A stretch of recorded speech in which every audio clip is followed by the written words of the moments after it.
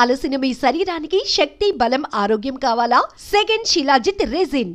జబర్దస్త్లో ఎంతమంది వచ్చినా బ్రో, రోజా గారు నాగబాబు గారు అనేది ఆ కాంబినేషన్ ఉన్నప్పుడుది బాగుండే. అసలు రోజా గారు నాగబాబు గారు ఉన్న రోజుల్లో మేము చేయడం మా అదృష్టం. ఆ రోజుల్లో చేశాం కాబట్టి మాకు ఇంత పేరు వచ్చింది. మీ మీ మీ అదృష్టం, మా అదృష్టం. అది వాళ్ళు అదొక దాన్ని ఏమంటారు, అద్భుతాలు అంటారు చూసారా, అదొక అద్భుతం. అంతే. వాళ్ళిద్దరూ జడ్జిలుగా ఉండడం, ఆ టైంలో నేను టీం లీడర్గా చేయడం. బ్రో మీలో మీకే సపోర్ట్గా ఉండరు అంటే, ఏదైనా ఒక కష్టం వచ్చినా ఏదైనా వచ్చినా మీ వాళ్ళు మీకే సపోర్ట్గా ఉండరు అని నేను విన్నా. అది ఎంతవరకు? మా దాంట్లో కొంతమందికి ఏదైనా ప్రాబ్లం వచ్చినప్పుడు అందరూ సాయం చేస్తారు. అది ఉన్నది, ఇప్పటికీ ఉంది. ఏదైనా ఎవరికి ఏదైనా అయితే వాట్సాప్ గ్రూప్ ఉంటుంది, ఆ గ్రూప్లో పెడతారు. ఎవరికి తోచినంత డబ్బులు వాళ్ళు వేయడం. ఈ విషయంలో గెటప్ శ్రీను అండ్ మన అదిరేబి వీళ్ళిద్దరూ ముందు ఉంటారు. వీళ్ళిద్దరూ మంచి కోఆర్డినేటర్స్.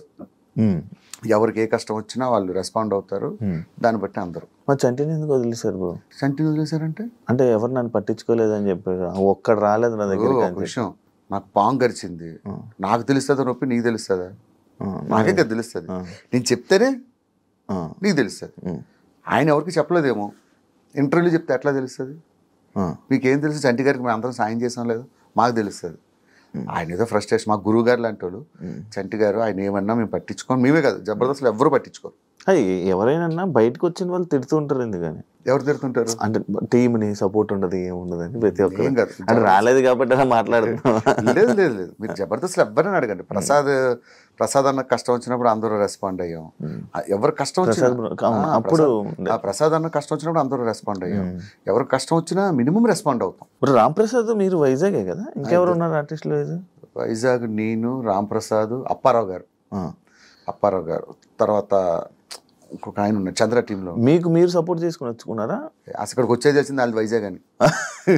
రామ్ ప్రసాద్ అయితే మా ఏరియాలో ఉండేవాడు. చిన్నప్పటి నుంచి ఎప్పుడు ఇద్దరు మొఖాలు చూసుకోలే. ఇక్కడికి వచ్చే ఏరియా అంటే ఇలా వైజాగ్ గొల్లలపాలెం అన్నాడు. మా పక్కనే డాబా గార్డెన్స్ అన్నాడు. అవునారా అన్నాడు. ఇద్దరు ఒకరు తెలియదు. ఇక్కడికి వచ్చాక పరిచయం అయ్యారు. ఇప్పుడు మంచి ఫ్రెండ్స్.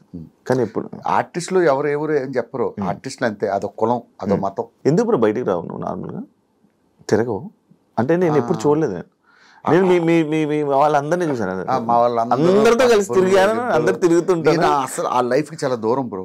సెలబ్రిటీ మా వాళ్ళందరినీ చూసి అలాంటి లైఫ్ బ్రతకూడదని చాలా సింపుల్ లైఫ్. ఈవెన్ మా ఇంట్లో పప్పులు అయిపోయినా, ఉప్పులు అయిపోయినా, ఏదైపోయినా ఉదయం నుంచి లెగిస్తే సాయంత్రం వరకు ఇదే పని. పిల్లలకి ఏం కావాలి, ఇంట్లోకి ఏం కావాలి, ఇదేం కావాలి, ఇదే లైఫ్. అయితే ఒకటి బయటికి వెళ్ళి ఈవెంట్లు చేసుకుంటా, లేకపోతే ఫ్యామిలీతో స్పెండ్ చేస్తా. ఇవి రెండు తప్ప నాకు వేరే ప్రపంచం తెలియదు. First work, second family. మీరేమో ఇలా మంచిగా మాట్లాడుతున్నారు. మన బయటలేమో ఇండస్ట్రీ వాళ్ళకి అసలు పిల్లల్ని ఇవ్వకూడదు, పెళ్ళిళ్ళు చేయకూడదు అని చెప్పి సమస్య నా మీద ఎట్లా ఉంటుంది? ఎదవలు ప్రతి దిక్కలా ఉంటారు. కానీ దాన్ని ఏదో అంటారు అంటే అమ్మాయిలకు అవకాశాలు కావాలంటే అడిగారు. అది మన సినిమా ఇండస్ట్రీని బ్లేమ్ చేస్తాం. ఎక్కడ ఆఫీసుల్లో లేవా, లేకపోతే ఎక్కడ ప్రతి సంస్థలో ఉంటుంది ఇది. సినిమా ఇండస్ట్రీ ఏంటంటే కొంచెం తేరగా దొరుకుతుంది, ఎవరు రెస్పాండ్ అవ్వడు కదా, అందుకే మనం రుద్దుతారు. మనకి పిల్లలు ఏమని అంటారు, మనతో ఫోటోలు దిగుతారు, మనతో ఇది చేస్తారు, అది చేస్తారు. పిల్లలు ఇచ్చేసరికి సినిమా ఇండస్ట్రీ అంటే ఏమో డిఫరెంట్ గా చూస్తారు కదా. అలాంటి ఇబ్బందులు పడ్డావా అని అదృష్టం ఏంటంటే పెళ్ళి అయ్యాక వచ్చారు. లేకపోతే ఏంటంటే నేను ఇలా మిగిలేమని బ్యాచులర్. అది ఇంతనేమో ఇంకా లేదు అయిపోద్దిలే. నేను చెప్పాను కదా నెక్స్ట్ ఇయర్ కల్లా అయిపోద్ది. నిజంగా నేను ఒక మాట అంటే మిస్ అవ్వదు బ్రో. మిమిక్రీ ఎలా బ్రో? అది మిమిక్రీ గాడ్ గిఫ్ట్ బ్రో. ఎలా అంటే దానికి మనం ఏం లేదు. నువ్వు కావాలని చేసావా అంటే? నేను మిమిక్రీ చేసావన్నట్టు అంత ఈజీగా కావాలని చేసావా అంటే మిమిక్రీ నేను చెయ్యాలి. Mimicry is God gift. కాలేజీలో ఉండేటప్పుడు లెక్చరర్స్ ని ఇమిటేట్ చేసేవాడిని. అలా సినిమాలు చూసి హీరోని అంటే అన్నీ చేయలేను, ఏదో ఒక 4-5 వరకు బాగా చేయగలను అంతే. మహేష్ బాబు గారిది చేస్తా, చిరంజీవి గారిది చేస్తా, చాలా వరకు చేస్తా. ఆయన మూవీ కూడా డబ్బింగ్ చెప్పేవారు. వన్ సినిమాకి మొత్తం ట్రాక్ చెప్పా. అది వాయిస్ వినబడలేదు, డైలాగ్స్ చూస్తూ సినిమా అంతా మ్యాచ్ చేసుకెళ్ళా ఒక 5 రోజులు కష్టపడి. అంటే నువ్వు జస్ట్ నార్మల్ డబ్బింగ్ ఇచ్చా? సేమ్ యాస్టీ చెప్పేసా. ఆయన వచ్చి షాక్ అయ్యాడు. ఎవరు చెప్పారంటే ఫలానా భాస్కర్ అని చెప్పాడు. ఆయన షాక్ అయ్యి తర్వాత ఆయన చెప్పారు. కలిసారా, మాట్లాడారా? ఆ అదృష్టం. ఒక్కసారి ఫోటో దిగాను అంతే, అక్కడ వేరే షూట్లో. దొరకలేదు అటువంటి అదృష్టం. మై ఫేవరెట్ హీరో, చిన్నప్పటి నుంచి చాలా ఇష్టం. మహేష్ బాబు గారు, కృష్ణ గారి ఫ్యాన్, తర్వాత మహేష్ బాబు ఫ్యాన్.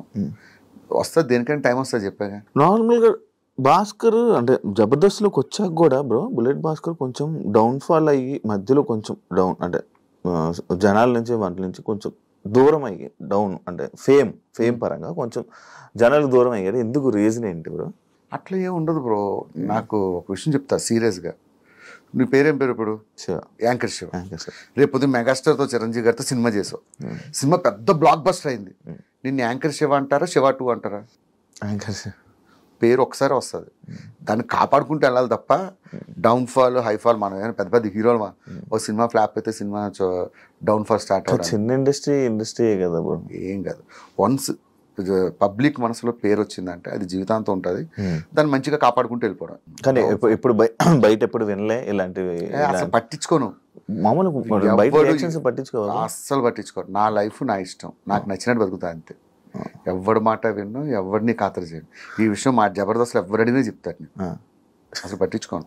ఇప్పుడు బెట్టింగ్ యాప్స్ మీద మీకు ప్రమోషన్స్ వచ్చాయా చేయమని ఎప్పుడైనా? ఏమయ్యా, నాకు ఛానలే లేదు, ఇన్స్టాగ్రామ్లో అకౌంట్ లేదంటే, వీడియో చేసి పెళ్ళి అవ్వలేదంటే మీ ఆవిడ వంట ఏం చేస్తుంది మంచిగా అని అడిగినట్టుంది. ఇప్పుడు నార్మల్గా ఫేమ్ ఉన్న పర్సన్స్కి ఛానల్ ఏం అవసరం లేదు, వీడియోలు చేసేసి ఇచ్చేస్తే చాలు.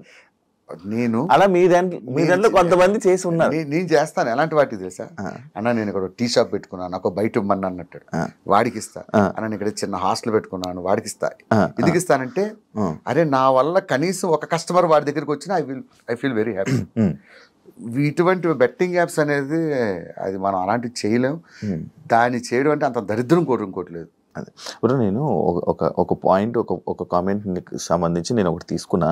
అదేంటంటే, జబర్దస్త్ నటుల్ని ఇండస్ట్రీ తక్కువగా చూస్తుంది, కావాలనే అవకాశాలు ఇవ్వడం లేదు అని అంటే దానికి ఆన్సర్ ఏమిస్తావు? అది వాడే అభిప్రాయం, మన అభిప్రాయం ఏం లేదు. అలా అవకాశాలు ఇవ్వకపోతే ఆది ఎలా వెళ్తాడు, గెటప్ శ్రీని ఎలా వెళ్తారు, చంద్ర వెళ్తారు, వీళ్ళంతా సినిమాలో చేస్తున్నారు కదా.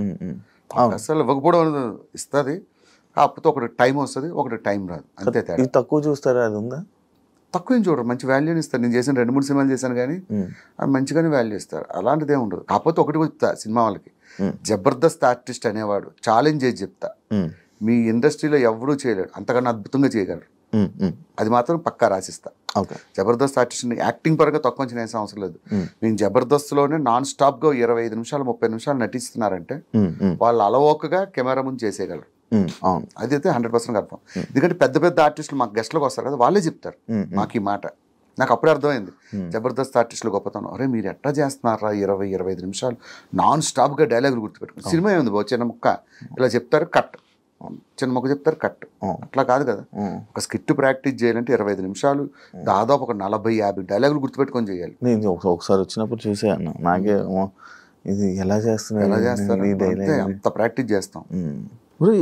చిరంజీవి గారు మహేష్ బాబుతో వీళ్ళతో 3 కోట్లతో సినిమా చేయడం ఏంటి, ఆ కాన్సెప్ట్ ఏంటి? యాక్చువల్గా నేను అది ఒక నార్మల్గా చెప్పిన డైలాగ్ ఏంటంటే, నాకు యాక్చువల్గా నేను I'm not a great actor,